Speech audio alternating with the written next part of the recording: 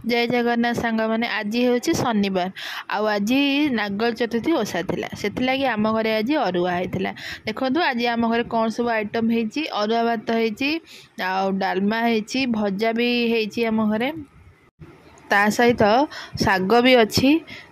टिके ओऊ खटा भी होता पापड़ भी साथी थिला लेंबू और काकुड़ी आपण मैंने भी ओषा करती कि नहीं निश्चय कमेंट माध्यम जनइबे आज आपण मानकर कौन सब खाइबा होता निश्चय जनइबे देखो मुझे थाली रेडी कर दूची आज आम कदली पत्र रे खाऊचु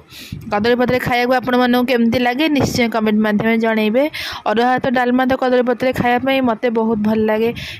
मु सब थाली कदली पत्र थाली एबे रेडी कर दूची देखु मेन भात डालमा और खट्टा ये तो खायापी बहुत ही टेस्टी लगी था एबे समस्त को बाढ़ की दे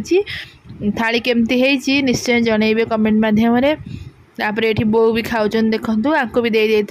मु भी बस पड़ी खायापी।